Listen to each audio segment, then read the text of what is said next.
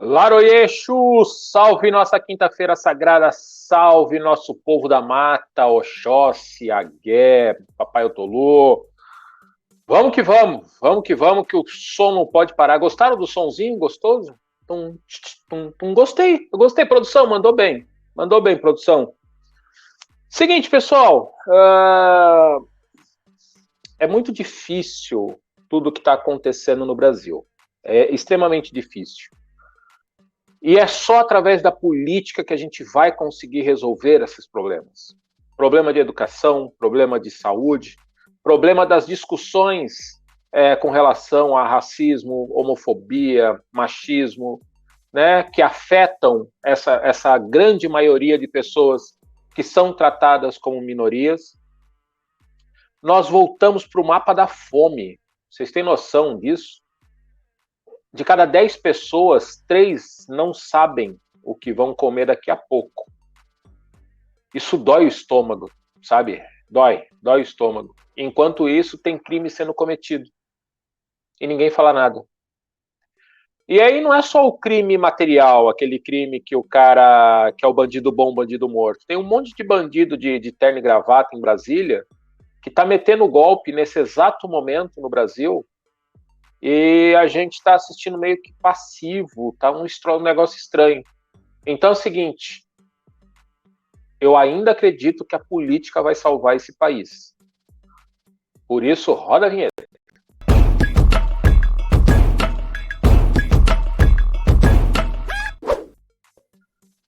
Falando em política e não de politicagem, que há uma diferença muito grande, essa minha amiga, ela se meteu, e eu costumo dizer que é exatamente essa é a frase, se meteu a querer ser pré-candidata a deputada estadual pelo PSB, mas ela tem uma longa ficha corrida, a capivara dela é grande,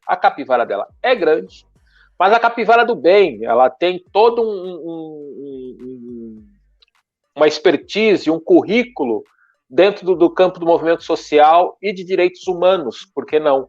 Né? E é interessante, nós vamos falar sobre isso, a Margarete, que vocês já viram aqui no canal, e vocês vão ver outras pessoas sendo figurinhas carimbadas, porque são pessoas que eu gosto de conversar. Então não é que ela é uma figurinha carimbada, é porque é uma pessoa relevante para que vocês ouçam. Por isso, muito boa noite, Marga. Para mim é Marga, mas a gente chama de Margarete. Tudo bom? Boa noite, Marco. Obrigada, né, por ter me chamado de novo aqui no teu programa. Para mim é uma honra. Então, eu só tenho gratidão aí de tu me dar esse espaço aí para a gente conversar e falar sobre política. Estou aqui à tua disposição. Só não me solta um gratiluz aí, porque meu pai amado, saiu uma galera aí vendendo curso quântico de gratiluz e grátis não sei o que. Eu falei, meu Deus, o chá Ai, ali foi, o chá ali foi forte, Marga. Meu Deus do céu. Dá até um troço. Marga, é o seguinte, para todo mundo que já está nos assistindo, todo mundo que já assistiu o resenha, a sua principal função hoje dentro dos movimentos sociais é estar como presidente da Comissão da Igualdade de Gênero, é igualdade ou é da diversidade? Como é que é? não, eu dentro da OAB eu presido duas comissões. A comissão estadual chama Comissão de Direito Homoafetivo e Gênero da OAB no estado de Santa Catarina e presido a comissão especial da diversidade sexual e gênero da OAB Nacional. Ah, tá. Não, porque e é comissão, é muita comissão, e realmente os nomes a gente acaba se enrolando. Até nós que estamos na comissão a gente se enrola, então é fácil a gente se encalacrar. Mas eu quero te perguntar um negócio, Marga. Por que se meter a fazer política para além dos movimentos sociais que tu já faz há tanto tempo? Então, Marco, veja bem, o que aconteceu comigo, né? Eu percebendo que o meu trabalho na OAB ele já vem de 10 anos. Esse trabalho na militância LGBTQIA+, dentro da própria OAB, né? Eu ajudei a criar essa comissão. Então, nós tínhamos uma comissão pequena antes, que não atuava muito nesse sentido. Aí extinguimos aquela e criamos essa que chama a Comissão de Direito Homoafetivo e Gênero. E a doutora Maria Berenice Dias, que fundou a Comissão Nacional, né, em 2012.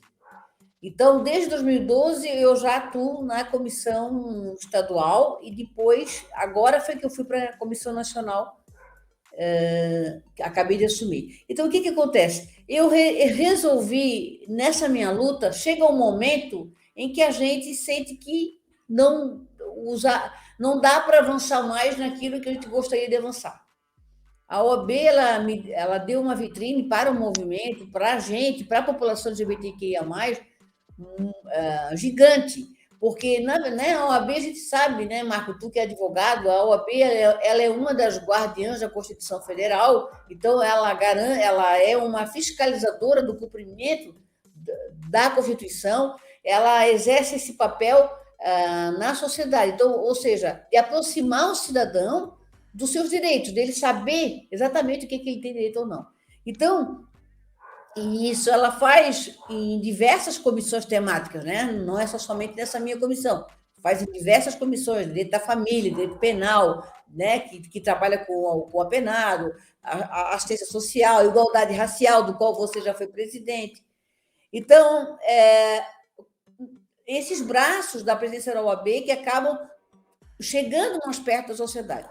E aí, o que aconteceu comigo? Eu comecei a ver que o meu trabalho ali, agora na ordem, ele parece, para mim, chegou num certo limite, assim, né? Daqui eu não consigo avançar mais, né?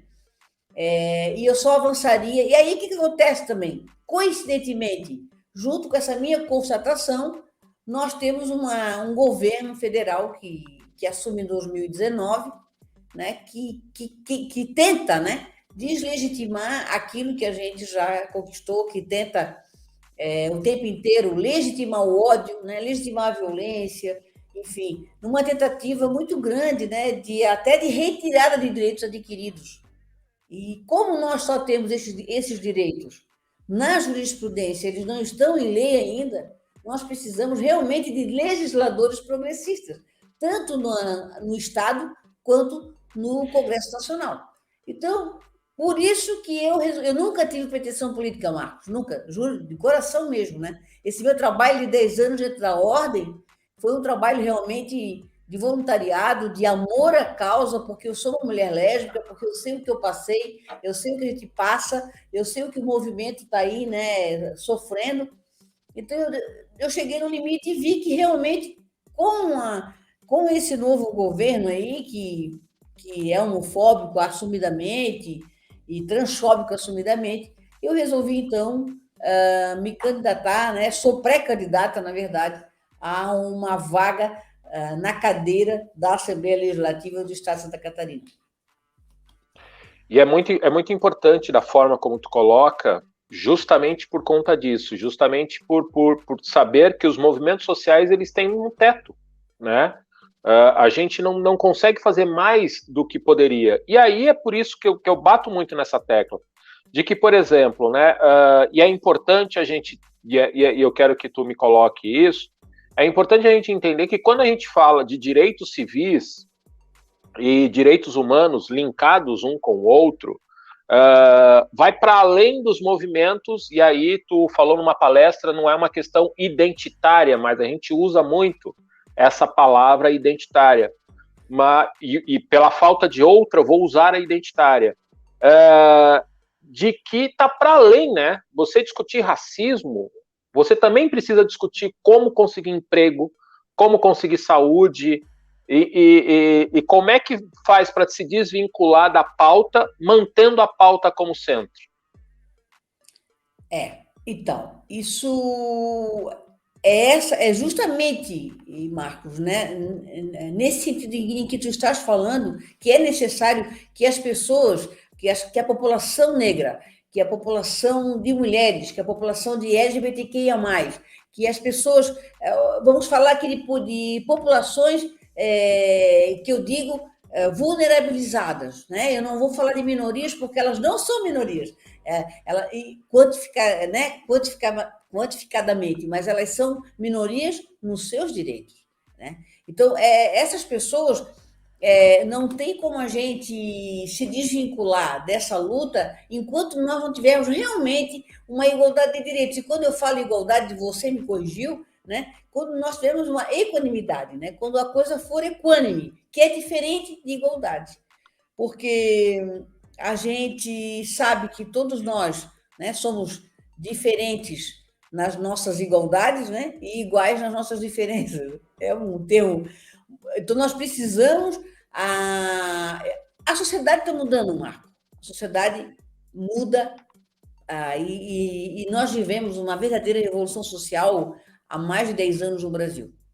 Não somente com relação ao direito LGBTQIA+, mas também no combate ao racismo. Você veja, antes não se falava tanto como se fala hoje, né, do combate ao racismo, do combate da inclusão das pessoas com deficiência, das mulheres nos espaços de poder, né, e das pessoas LGBTIs, da diversidade que é esse universo, porque, na verdade, a diversidade começa no universo, vai para os planetas, depois aqui no planeta Terra, uma diversidade gigante, e no nosso país também uma diversidade. Então, nós precisamos que todos tenham oportunidades.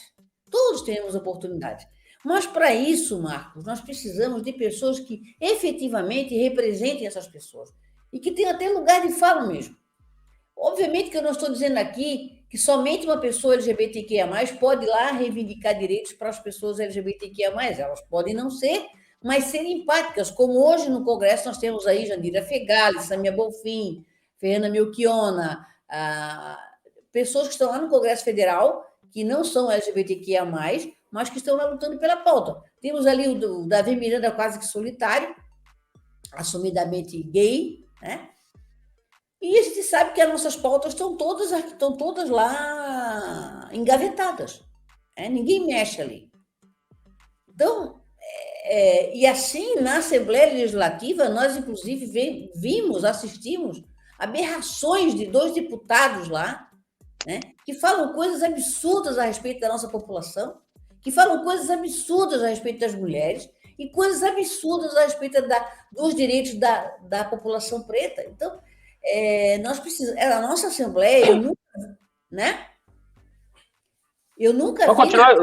A nossa Assembleia, eu acho que ela nunca foi tão conservadora. Apesar de termos 4 mulheres, porque a outra ela nem se identifica como mulher, né? A gente sabe quem a gente está falando aqui, né? Então, ela não faz parte da bancada feminina, né? Ela votou contra a Procuradoria da Mulher, né? Ela é antifeminista, ela promove uma coisa tão absurda, né? Uhum. Então, assim, deixa eu te dar uma provocada a partir do momento que o Jean, que ele sempre dá uma passada aqui para nos encher os pacovar. O Jean, ele tem uma visão um pouco mais à direita. Eu estou sendo muito bonzinho com ele, tá? E aí ele traz uma provocaçãozinha bem típica, que é o seguinte: querem privilégios? Olha, gente, é outra coisa, né? Ô, Jean, meu amigo, olha, eu vou te dizer que ninguém quer privilégios. Nós só queremos ter as mesmas oportunidades que todos têm. As mesmas, né? Isso aí, eu até falo, às vezes, de ofício, eu falo isso, né? Nós não queremos privilégios. Qual é o privilégio que tu achas que a gente gostaria de ter, né? Nós queremos casar, nós queremos ter os nossos filhos nas escolas, estudando, sem sofrer bullying, sem sofrer discriminação. Nós queremos a população trans tendo oportunidade no mercado de trabalho, sem ser discriminada, sem ter preconceito. Nós queremos que os homossexuais também não sofram preconceito. Nós não queremos que as pessoas nos violentem por conta de nós sermos quem nós somos.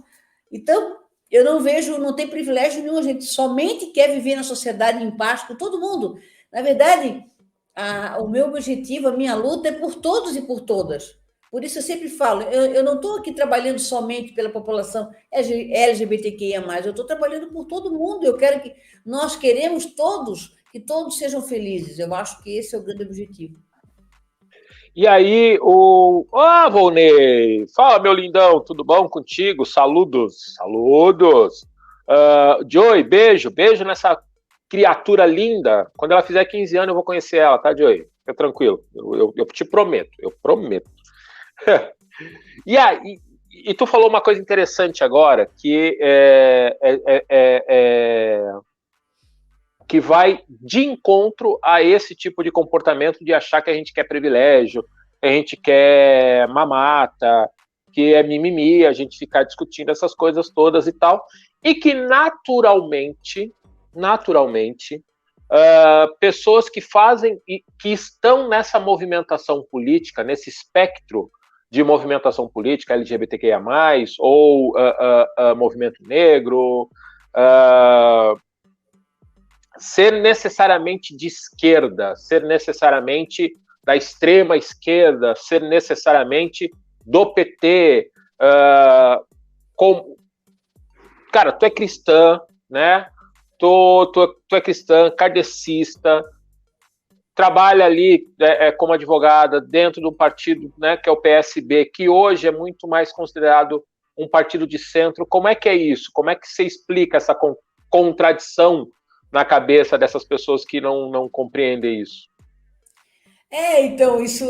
Primeiro, eu acho tão engraçado, né? Quando a gente fala em humanizar a sociedade, quando a gente fala em defender os direitos daqueles que o Estado não está cumprindo o seu dever de tutela, né? Quando aqueles que não são tutelados pelo Estado. Quando nós falamos dessas pessoas, as pessoas acham que isso é privilégio, né? Eu não entendo isso.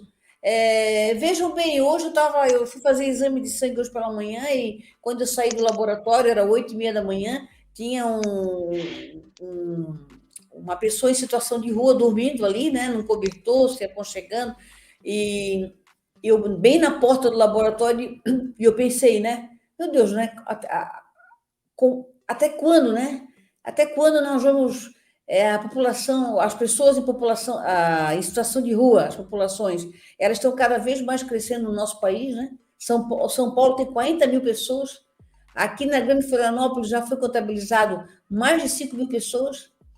Então, nas cidades maiores, né, é uma loucura. Eu estive em Belo Horizonte recentemente, é uma loucura, são barracas e barracas e barracas, as pessoas dormindo. A gente não, na rua, a gente é abordado direto por pessoas pedindo alimento, pedindo isso, pedindo aquilo. Então, eu digo para ti assim, isso é pauta de esquerda? Né? Isso não é pauta para todo mundo, não é pauta para todos, né? Direita, esquerda. Afinal de contas, quem são as pessoas de direita? Não são seres humanos como nós também, que também desejam que nós tenhamos uma sociedade igualitária, solidária e justa? Eu acho que todo político que representa o povo, que vai para a casa do povo, ele vai representar todo mundo. Então, eu acho que essa coisa de dizer que defender LGBTQIA+, defender a população negra, defender mulheres é pauta de esquerda, eu acho que isso está completamente fora de contexto, sabe, Marcos? O PSB é um Partido Socialista Brasileiro, ele tem um programa de reforma para o Brasil, ele tem a potência, o socialismo criativo, né? A potência criativa, ele tem um programa pronto para todos os segmentos da população, e, inclusive tem muito forte o segmento LGBTQIA+, e o segmento negro dentro do PSB. É um partido que se posiciona de centro-esquerda, mas é um partido aberto ao diálogo, e é um partido que eu me encaixei por isso, porque dialoga, porque constrói pontes e não constrói muros, né? E é o que nós estamos precisando na nossa política, é realmente construir pontes para dialogar. Por exemplo, o meu sonho, Marcos, por ser uma pessoa cristã, é dialogar com os pentecostais e evangélicos, que aquela ala que ainda acha que os LGBT são doentes, que precisam ser curados, que não são filhos de Deus. Eu queria dialogar com eles, é um sonho que eu tenho, sabe? Pois é, já entrando nessa linha de sonho e nessa linha de projeto, né? Tu se lança candidata, pré-candidata a deputada estadual. O que tu pensa? Qual é a tua ideia de visão para Santa Catarina? O que a Margarete, eleita deputada estadual, entra naquele antro, que para mim ainda é um antro muito conservador, é uma arena, porque é literalmente uma arena mesmo, né? Quem vai falar fica no meio e fica uma arena. Margarete eleita e entra naquela arena. Qual é o comportamento da Margarete como primeiro mandato? Como é que tu vai se entrar fogo? Aonde você vai se entrar fogo? Ótimo. Eu não vou falar. Tem algo que eu penso a respeito do que eu quero fazer na política, que é uma frase meio clichê. Então, eu não gosto, às vezes, de falar. Eu estou tentando achar algo que substitua essa frase clichê, que é dizer que eu quero cuidar das pessoas. O que eu quero dizer com isso? Eu quero cuidar da alma das pessoas, eu quero cuidar da mente das pessoas, eu quero cuidar das pessoas individualmente, de forma coletiva, mas individualmente. É meio confuso, mas eu vou dizer por quê. Eu vou citar exemplos, Marco. Hoje nós temos dados da OMS alarmantes a respeito do suicídio, que ninguém quer falar sobre isso, que é uma questão de saúde pública. Ninguém quer falar sobre o suicídio, porque ele não é divulgado, os dados não são divulgados, ninguém quer falar, porque falar sobre isso alarma a população, é uma coisa pesada, mas nós precisamos falar sobre isso. Porque a depressão, ela cada vez mais cresce, né? Isso tudo são dados do Ministério da Saúde, é hoje o mal do século XXI. Ele já estava no século passado, mas ele vem numa crescente, numa onda muito grande. E 80%, aliás, 70% a 80% das causas do suicídio são estados mentais de transtorno, incluindo-se aqui esquizofrenia, bipolaridade e depressão, mas a maior delas é a depressão. Eu estudo isso porque eu dou palestras sobre isso. Né? Então, eu não sou das humanas, mas eu estudo muito essa parte desse comportamento da sociedade. Então, por exemplo, nós precisaríamos ter impostos de saúde aí espalhados pelo Estado. Né? Eu sei que a saúde ela é competência da União, mas o Estado tem que buscar essa verba para que nós tenhamos um imposto de saúde à disposição da população, psiquiatras e psicólogos. E não é numa grande cidade, lá naquela cidadezinha pequena lá de Dionísio Cerqueira, ou lá vamos falar aí numa cidade menorzinha ainda, que acabou de se emancipar, eu não estou lembrando agora o nome, Ouro Verde, vamos supor. Ah, não, lá não precisa. Não, nós precisamos ter em cada localidade um profissional que cuide do psicológico, da mente das pessoas. Porque a produção falou que é Brunópolis. Oi? Brunópolis. Brunópolis já foi emancipada? Ah, essa, pois é, Brunópolis, né? Então, assim, isso é uma das coisas que eu me preocupo com as pessoas. Agora, o meu carro-chefe mesmo seria educação. E a minha defesa para a educação é uma coisa que eu poderia. Para mim, tudo começa na educação. Então, nós precisamos hoje discutir gênero e sexualidade nas escolas.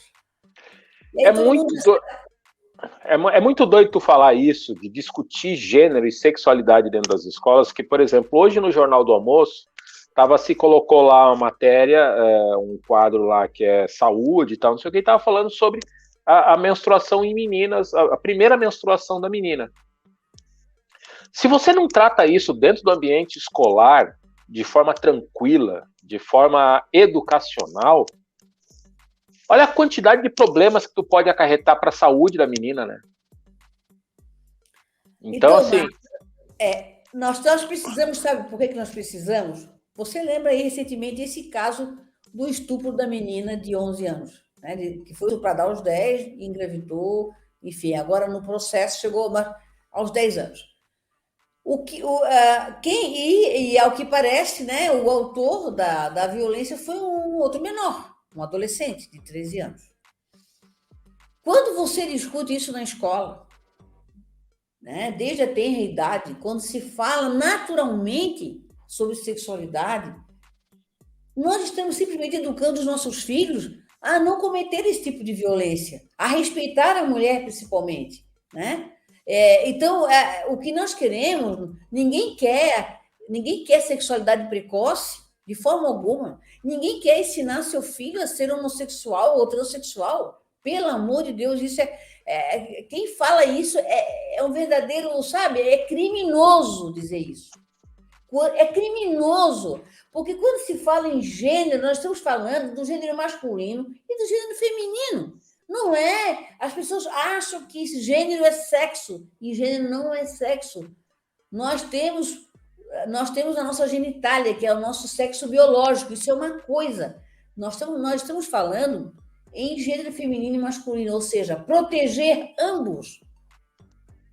Proteger, inclusive, os meninos dos próprios meninos, de achar que menino, para ser menino, tem que bater. Vai lá, meu filho, bate nele se ele te bateu. Bate lá porque tem que mostrar que tu é homem também. O homem, na sua essência, ele não precisa ser violento para provar que ele é homem. Que ele é homem no sentido que ele é homem heterossexual, né? Porque ainda tem pessoas que acham que o homem que é homossexual não é homem, mas ele é. Ele é um homem que gosta de homens, né? Então, enfim, essa conversa que a gente fala é simplesmente para que todos se respeitem, é para combater o racismo. Olha só, nós temos uma população preta em Florianópolis de 48%. Eu sempre digo, onde eles não estão nas ruas do centro das cidades, eles estão nos morros escondidos. E ainda sofrem um preconceito da cor deles com relação a serem pessoas criminosas, como se todos fossem criminosos porque moram nos morros, não têm acesso à educação como a população branca tem, foram retirados lá no final do século XIX do centro e colocados nos morros, e até hoje não conseguiram retornar às cidades para ocupar os espaços que são deles também. Então, quando se fala sobre gênero, sexualidade, combate ao racismo na escola, não vamos ter mais racismo. Se nós não mudarmos a nossa educação, educar bem é inibir a violência. E é isso, eu tenho esse pensamento, Marcos, sabe? Eu sei que até eu sei que tem pessoas que se utilizam dessa plataforma de forma inversa, na verdade, não é reversa, é inversa, para até ter votos. Porque dizem que o que eu estou falando é que eu quero ensinar as crianças a serem gays e lésbicas. Pelo amor de Deus, ninguém ensina ninguém a ser gay nem lésbica. As pessoas são ou não são. Isso não é questão de educação, isso não é uma construção. O que se constrói é o seu gênero, a sua vontade, é a forma de como você é. Agora, a sua preferência sexual e afetiva, isso é uma coisa da sua natureza. E isso ninguém vai discutir aqui, que é construído, né? Então, enfim, eu acho, Marcos, que a minha plataforma grande, meu carro-chefe é a educação, começa na educação, e aí depois nós vamos falar sobre saúde, que realmente é essa saúde mental que eu falo, que eu acho que ela precisa ser defendida. Ninguém está falando sobre isso, ninguém está preocupado com isso, mas eu estou preocupada com isso, porque no momento em que eu sou uma pessoa espírita, eu estou no centro espírita, 80% das pessoas que procuram o centro espírita hoje estão em depressão. Ou já estiveram, ou ainda estão, ou estão entrando em processos depressivos. Isso por conta de uma crise social gigante. Aí os motivos são diversos, né? Nós vivemos hoje essa era da internet, de rede social, todo mundo parece ser muito feliz e bem-sucedido, né? Isso causa Enfim, tem muita coisa aí para a gente discutir. Uhum. Indo na linha do que você colocou, o Joey, que é uma figura muito legal, ele coloca a educação que passo para os meus filhos já é explicando e mostrando o machismo e o preconceito impregnado no nosso dia a dia. Agora, com a pequena Catarina, que é uma guriazona que acabou de nascer, ficou ainda mais fácil de dar exemplos. E ela também vai ser educada e aprender que as diferenças estão no caráter e não na sexualidade. Eu vou aproveitar o embalo. O Volney gostou muito de ti, Margarete, e oxalá nossa política tenha ela como representante. Parabéns pelo espaço e essas reflexões. Já colocando dessa forma, Marga, e aí puxando um pouco para Margarete espírita, né? E aí há uma contradição na cabeça, dá um tilt na cabeça de quem não entende muito o Lé com Cré. Tem preguiça de pensar. Como é que a Margarete, espírita cristã, lésbica, né, entra nesse universo, transita nesse universo? Como é que o que a Margarete vai fazer para buscar esse voto dessa galera, por exemplo, que é cristã e não é homossexual? Não, então, gente, olha, eu disse esses dias no programa do YouTube também, do Sequeira, sabe? Bem-vindo, Sequeira? Bem-vindo, Siqueira, né? Siqueira. Eu estava lá e Eu e a candidata lésbica, ela é também lésbica, por coincidência, que é candidata ao governo Tocantins, pelo PSOL. E a gente foi. Então, essa pergunta veio para mim também. E eu disse o seguinte: olha, eu vou falar de coração, sabe, Marco? Eu passei uma vida inteira não unindo essas três pessoas, a advogada, a mulher lésbica militante LGBT e a mulher espírita. Eu vivia três papéis. Agora, depois que eu tive o câncer, meu amigo, não tem nada pior. Então, eu enfrento, sabe? Eu resolvi enfrentar e enfrento da seguinte forma: eu sou espírita, cristã, kardecista, sou militante LGBTQIA+, sou advogada, sou presidente de comissão na OAB, e o que muito me honra. E é difícil no momento, por exemplo, quando se discute aborto, que é um problema, uma questão complexa, para mim, que tem as minhas convicções religiosas. Mas eu me manifestei sobre esse último caso como advogada, né? Então, mas está dentro de mim, eu uni essas três mulheres, e agora eu quero ser uma mulher só. Eu quero ser 3 em 1. Então, eu vou estar na OAB, e se eu quiser falar numa palestra da OAB que eu sou espírita ou sobre reencarnação, eu vou falar. Se eu estiver lá no movimento LGBT e falar também disso, eu vou falar. E entende? Porque eu sou essa pessoa. Eu não posso me abster da minha cristandade para os LGBTs que, em algum momento, não se podia falar cristão, que eles já tinham uma abominação, porque entendiam que o cristão é contra os LGBTs, e não é, né? E nós temos diversos LGBTQIA+, que são cristãos, aliás, a maioria, né? E agora, o que a gente não pode realmente, às vezes, o que nós precisamos combater é o preconceito que tem dentro das religiões com relação a nós não seguirmos o padrão heterossexual, né? Então, eu estou de boa, sabe, Marco? Eu vou seguir em frente dessa forma. Vai ser uma caminhada árdua, não vai ser fácil, né? Talvez eu não sei. Porque o meu voto que eu vou pedir não é só para o LGBT, o meu voto que eu irei pedir quando eu estiver em campanha será para todos e todas, né? Para os 500, aliás, os 5.200.000 eleitores de Santa Catarina. Né?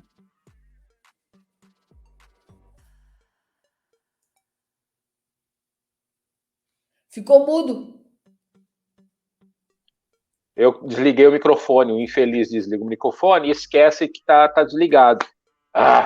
É que eu tô meio gripadão e aí de vez em quando, para não dar susto na audiência, eu desligo o áudio para poder espirrar tranquilo, porque reza a lenda que isso não é o nariz, é uma vuvuzela, né? Então aí a gente, né, tenta poupar a audiência disso. Ele coloca que liberdade plena só será alcançada com oportunidades iguais. E aí ele emenda um pouquinho mais para baixo que a educação sexual nas escolas, no âmbito biológico, mas também para que as pessoas conheçam a diversidade de desejos, orientações e identidades. Que eu acho que é uma boa reflexão para que a gente entre para dentro da sala de aula, e aí é um grande desafio, né, Margarete? Porque é vencer também um tipo de educação retrógrada, um tipo de educação aos moldes da ditadura militar ainda. Professor na frente, carteira toda alinhada, aquela versão europeia, europeizada, que eu costumo dizer, né? E aí você precisa, de alguma forma, tentar mudar essa educação para a vivência, para além das questões acadêmicas também, né? Então é muito bacana ouvir de ti isso, porque quem que falou? Acho que foi o Volney que colocou. Precisa de representantes, né, que tenha essa visão de mundo, principalmente humanizado, né? Uma visão de mundo meio que de novo, virou quase que um mantra para mim, que vai para além da política, que vai para além do tecnicismo, que vai para além. Eu preciso olhar um pouco mais. Tem a pontinha do iceberg, mas o iceberg é que faz o estrago para debaixo da água, né? E ninguém está vendo, né? Ninguém está enxergando o que tem debaixo da água. Então humanista e integral. a produção coloca aqui. E aí, falando... Diga, suspirou? Eu? Eu achei que você ia falar alguma coisa. Não, Tá. eu tô te ouvindo. Então, assim, já te jogando essa pergunta com esse foco aqui, humanista e integral. Como é que tu enxerga, qual é a tua avaliação do governo Moisés, tá? Que eu acho que é importante, aprender essa pergunta com o Boss. Um beijo, Boss. Ah, preciso mandar beijo também para minha mamãe, benção mãe. Tá de aniversário em julho, mas lá dia 22, porque a Mana fez aniversário ontem, o cunhado fez aniversário na... Eu fiz aniversário no domingo, o cunhado fez na segunda, a Mana fez na terça, junto com o Ricardo. Um beijo, Ricardo. Meu lindo Rick, tá sempre na audiência. Ó, falei que eu ia me redimir, Rick, beijo, que eu esqueci de mandar feliz aniversário ontem, aí mandei hoje de manhã. Aí fiquei meio com vergonhinha, mas eu mandei. Aí tem a vice-presidente da OAB aqui de Blumenau também fez aniversário dia 4. A minha queridíssima professora Lenice Kelmer, presidente da Comissão de Direitos Humanos, também fez aniversário. Ou seja, julho só gente boa. Julho só os cancerianos gente boa. Aí, aproveitando esse ensejo de gente boa, né? Como é que tu faz a avaliação do governo Moisés aqui em Santa Catarina? Com relação a essas pautas que eu estou falando? Eu acho que, no geral, a cidadã Margarete, como é que a cidadã Margarete enxerga o governo Moisés? Assim, eu acho que... eu não vou dizer que ele foi ruim, mas deixou muito a desejar, né? Deixou muito a desejar, principalmente com respeito à educação, né? Por conta lá do BNCC, lá que ele continua, tirou a discussão de gênero, aliás, mandou riscar tudo que era identidade de gênero, né? Do currículo, né? Da base curricular. E isso aí foi para mim um Mas aí não retrocesso. mas aí não é uma questão de pressão política pelo estado que a gente vive, Margarete, porque a gente vive num estado de Santa Catarina que, assim, ó, eu ouvi isso uma Nós vez de vamos um mudar isso, colega. Marco. Como é que a gente muda isso, querido? É Me, verdade. tu entendes? Assim, eu acho que em alguns momentos tu vai ter que dar um pancadão. Ah, é antipopular? É. Eu, por exemplo, eu poderia agradar todo mundo aqui e falar outra coisa, né? Eu poderia dizer, olha, não, acho que vamos continuar tudo como tá, porque tá bom, né? Aí eu fico só falando em outras coisas que todo mundo fala, sabe? Tudo mais do mesmo, né? Eu sei que eu seria uma candidata corajosa porque eu vou falar realmente aquilo que eu penso e aquilo que eu acho que nós precisamos melhorar. Porque, sabe, quando se fala em família, todo mundo adora falar família, né? Principalmente as pessoas mais conservadoras. E eu pergunto: LGBT não tem família? População carcerária não tem família? As pessoas pretas não têm família? Nós não temos que pensar na dor de uma mãe quando tem um filho preto que é excluído no horário do recreio, da brincadeira, porque o pai chegou e não gostou de ver o filho branco brincando com ele. A população carcerária, a dor de uma mãe que está em casa sabendo que o filho está lá dentro daquele lugar, insalutar, convivendo com outras pessoas, às vezes de alta periculosidade, enfim, mal alimentado, maltratado, correndo risco de vida, de morte, aliás, lá dentro, e outras coisas mais. Então, assim, ninguém pensa nisso.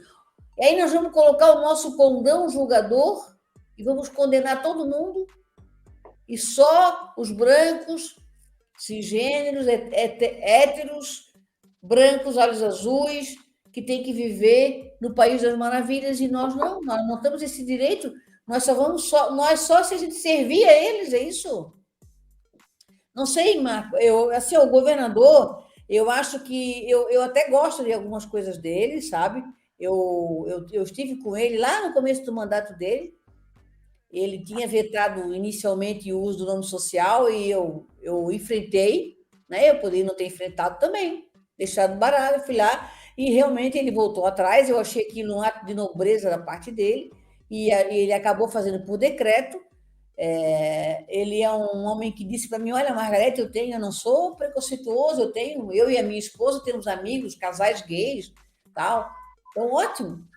Mas Essa frase é maravilhosa, né? Eu até tenho. Mas, enfim, tu entendes? Então, assim, foi pressão política? Foi. Eu acho que por ele, deixaria como tal. Uhum. Mas aí, como é que nós vamos fazer isso, né, Marcos? Como é que nós vamos promover a mudança, querido? Por isso que eu digo, gente, olha, se preocupem em mudar o legislativo federal e o legislativo estadual. Preocupem-se sempre em mudar os legislativos, porque são eles que têm o poder. Porque o executivo pode vetar, mas depois o legislativo pode derrubar esse veto. E se todo mundo só se preocupa com o presidente. Um é ladrão, outro não sei o quê, blá. Ok, nós precisamos ter realmente um presidente que cuide, né, que nos restabeleça a democracia, que a gente tenha de novo uma alegria, né, de ser brasileiro. Mas, enfim, né, obviamente, se nós não tivermos um legislativo também pensando parecido com isso, na sua maioria, nós vamos continuar com problemas. Então, e aí, quando a gente for querer aprovar uma pauta lá no Congresso Nacional progressista, de novo, o presidente, seja ele quem for, vai ser pressionado e não vai aprovar. Então, o que é que a gente faz, né, Marcos? O que é que a gente faz? Nós estamos chegando quase no final já, Margarida. Então, assim, eu já quero aproveitar esse gancho que tu me deu. A tua análise fria de cidadã, não da política, Margarete, mas da cidadã Margarete. Como é que tu enxerga esse cenário eleitoral presidencial? Bem, eu quero só. Eu acabei falando e não disse, mas eu acho que o governo Moisés não foi ruim, foi um governo bom. Ele poderia ter sido bem melhor, bem melhor. Teve aquele problema de respiradores, teve alguns outros problemas, mas ele restabeleceu valores salariais aos professores, né? Que eu acho que isso foi um grande lance dele e que valorizou realmente uma classe que sempre foi muito desvalorizada. E tem outras obras que eu acho que foram boas. Bem, agora no cenário presidencial. Eu acho que nós estamos num momento que talvez fosse melhor se nós tivéssemos outros dois candidatos, porque eles polarizam, né? Eles, de certa forma, eles dividem o país. Mas é o que nós temos, né? Então, nós temos que pensar na democracia, nós temos que pensar em respeito aos direitos fundamentais, nós temos que pensar em voltar nós hoje estamos passando fome, né? Hoje mesmo o Marcos disse, de cada 10, nós temos 3 com fome. Nós temos uma miséria muito grande, né? Uma inflação de novo galopando. Nós tivemos as coordenadorias de direitos humanos retiradas lá em Brasília, né? Do Ministério que era para ser o Ministério dos Direitos Humanos e, na verdade, nunca foi, né? Eu não vi nenhuma obra nesse governo federal, nenhuma, né? Eu só vi uma tentativa de destruir tudo aquilo que, com muito sacrifício, nós construímos pós-ditadura. Então, olha, Marco, nós precisamos mudar isso de alguma forma. Eu, como cidadã, digo isso, como cidadã Margareta Silva Hernandes, nós precisamos realmente de uma mudança até, de certa forma, radical desse cenário que nós temos hoje, de uma pobreza muito grande, de uma miséria muito grande, miséria social, miséria material, miséria econômica, e a gente precisa, de novo, ter ao menos uma esperança de voltar a ter uma cidadania plena, né? Um Brasil com a barriga cheia, com direitos sendo garantidos diariamente. Eu costumo falar para a audiência e costumo falar para todo mundo que me pergunta. Hoje eu ainda voto e acho que seja a melhor opção o Ciro como uma alternativa a esses dois polos. Mas, sinceramente, pessoal, 48 do segundo tempo, se a gente sentir que há uma possibilidade de terminar essa eleição no dia 1º de outubro, 3 de outubro, no primeiro turno, sinceramente, se fosse o cachorro caramelo e o cramunhão, eu votaria no cachorro caramelo. E não é porque o Brasil vai melhorar. O Brasil não vai melhorar porque não vai levar... Para reconstruir tudo que foi feito, tudo que foi desfeito ao longo desses 4 anos, vai levar um certo tempo ainda. Então, assim, cara, é uma questão de coerência. Para mim é uma questão de coerência. Para mim é uma questão, produção me corrigindo, 2 de outubro é o dia que a gente vai para as urnas. A gente realmente precisa pensar no legislativo, porque hoje nós estamos refém do legislativo, nós estamos refém de uma Câmara Federal, de um Senado Federal, nós estamos refém de uma Assembleia Legislativa que tentou dar 2 golpes seguidos no governador, e ele conseguiu, e aí eu acho que é um trunfo que ele tem, ele aprendeu a trocar o pneu do carro andando, ele realmente aprendeu a trocar o pneu com o carro andando, então assim, esse mérito não tem como tirar do governador. Levando em consideração que ele foi eleito nessa onda 17, né, dos males o menor, mas o Bolsonaro, e você que vai votar no Bolsonaro, você vai ter que fazer um exercício muito grande, querida. Tu vai ter que fazer um exercício muito grande, porque tem corrupção, tem compra de voto, o mensalão, só para fazer um adendo para a gente terminar, o mensalão, se juntar toda a corrupção no mensalão e tal, não sei o quê, deu mais ou menos 34 milhões de reais o mensalão.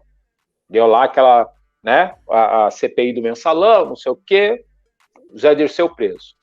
Petrolão, e aí vem Lava Jato e acontece e tal, não sei o quê, corrupção de mais ou menos, eu até estava com os números aqui, mas aí o pessoal pode me corrigir depois, cerca de 15, 20, 30 bilhões, bilhões. Se a gente olhar só para as emendas secretas, nós estamos falando de 41 bilhões. E aí, se a gente falar para a compra de votos que está sendo aprovada exatamente nesse exato momento na Câmara Federal, nós estamos falando de mais 60 bilhões de reais de compra direta de votos.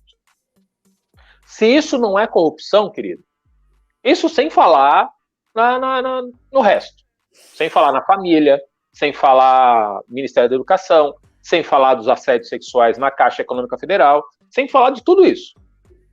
Tá? Sem falar de tudo isso. Então, se a gente olhar só para o parlamento e presidência, a gente vai ver que o tamanho desse buraco, falar de corrupção dos outros, tu vai ter que rebolar muito para passar pano para essa galera. Marga, qual que é a tua esperança para o futuro? A minha esperança é que eu não veja um pobre na rua, nenhum morador em situação de rua, que todos temos as mesmas oportunidades e que a gente possa ser feliz mesmo de verdade, sabe? Porque às vezes esse governo ele traz tanta notícia ruim que eu escuto de muita gente assim, Margarete, às vezes eu não gosto nem mais de assistir TV porque eu fico doente em ver esse homem falar. Entendeu? Então, assim, eu acho que a gente foi magoado, a gente foi ferido nesses 4 anos. Todos nós, de alguma forma. E quem não enxergou isso, eu sinto dó, porque eu não sei nem o que dizer para essas pessoas que não conseguiram enxergar isso, sabe? Realmente, eu vou abrir meu voto aqui para o Lula, sem sombra de dúvida, no primeiro turno. Eu quero que o Lula ganhe no primeiro turno. E acho que a gente tem que votar no Lula no primeiro turno, porque é a única forma de nós conseguirmos realmente despejar esse inquilino do Palácio da Alvorada. Não tem outra forma. Não tem outra forma. E nós vamos torcer para que o Lula consiga remendar, né, aquilo que ele partiu nesses 4 anos, que vai ser duro para ele também. Não vai ser fácil. É um homem de muita coragem querer pegar um Brasil pós-Bolsonaro. O Lula merece aqui o meu aplauso. A audiência aqui deu uma bombada aqui, está cada vez mais difícil, um rato no poder, rato saindo pelo bueiro, o vereador ganhando destaque no Nacional invadindo banheiro feminino por expor os alunos trans em Minas Gerais. Eu não sabia disso, e isso é horrível, gente, que isso? o Joey fala que está na mesma linha, né, da minha escolha pelo Ciro, mas é aquilo que a Margarete falou. Eu acho que se der primeiro turno, eu acho que, desculpa, Ciro, eu gosto muito de ti, você é de todos os mais preparados, mas infelizmente não se trata só de economia. Diga. Eu posso só fazer uma pergunta para o Joey? Ô, Fala. Joey, tu é parente da Sandra? Sandra Feuser? Não. Joey, responde aí. E aí o Iratã Martins coloca: estou aqui, meu amigo, prestigiando esse seu rico programa. Forte abraço. Obrigado, Iratã.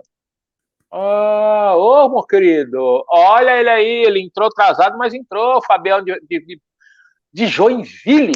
Cara, assim, ó, Joinville eu já tenho dois tchutchucos em Joinville, o Fábio e o Volney. Eu vou juntar esses dois e vou ir fazer churrasco, hein? Volney, tô dizendo. Ele disse que não conhece. Tá bom. Não é porque é o mesmo sobrenome. Mas aí é o seguinte, né? Nós estamos na terra dos alemão. Esses tipos de Fauser, Brickheimer, Schwarzenegger, é tudo parecido, é tudo igual. Isso aí é tudo igual. Gente, e depois eu apanho dos alemão, eu fico bravo, né? Os alemão brigam comigo, eu fico bravo. Marga, obrigado mesmo. Boa sorte nessa sua caminhada. Não é fácil. Eu vou imitar o meu boss. Tem que ter muita coragem no dentista. Eu descobri Fernando Krieger no dentista, tá vendo? Esses sobrenomes aí, tudo se encontram. Vieram tudo no mesmo barco. A diferença entre vocês brancos, que vieram tudo no mesmo barco, e nós pretos, que viemos no mesmo barco, é que tacaram fogo nos nossos documentos. Então a gente não tem como ser também tudo parente. Senão, era todo mundo parente também. Dito isso, volto aqui e digo para vocês, muito obrigado, galera. Realmente eu faço das palavras do Volney que Oxalá permita que você possa ter êxito nessa sua caminhada maluca de ser candidata, porque tem que ser muito maluco para ser candidato, mas também é invejável essa coragem, porque precisa muito de ter coragem para ser candidato no momento em que as pessoas demonizam a política e olham para o tio do Zap como a melhor alternativa para comandar um país. Então, assim, a gente precisa mudar isso, gente. A gente realmente precisa mudar. E o legislativo é importante por isso. O legislativo freia muita coisa que pode acontecer. Então, pessoal, vamos se ligar dia 2 de outubro. E aí, por último e não menos importante, o Volney, é isso aí, além da política, a visão humanizada de todas as relações. Com essa frase, eu agradeço imensamente, Marga, tu é uma querida. Obrigada. E boa sorte, é o que eu posso te dizer nesse momento. Paciência, porque também vai precisar. Muito sebo na canela e muita saliva, já dizia Ulisses Guimarães, política, o combustível da política é a saliva. Portanto, bora molhar as palavras. Beijo, Marga. Obrigada, querido. Muito obrigada mesmo pela sua oportunidade. E também quero agradecer a audiência aí, a todo mundo. Uma boa noite e um excelente final de semana para todo mundo. Beijo. Rapaziadas, meninos, meninas, meninix, Fitube tá no ar, vai lá no site do Fitube, @Fitube, tá a programação toda lá. E é o seguinte, você que assistiu, curte, compartilha, quem tá pelo YouTube compartilha, manda os vídeos pro pessoal. Ufa, virei youtuber, virei, como é que chama? Influencer. Tchau, audiência. Virei o que mais mesmo? Não sei. Virei, sei lá, eu quero ganhar dinheiro sem ser na advocacia. Tchau, desliga, você não vai desligar isso não. Tchau.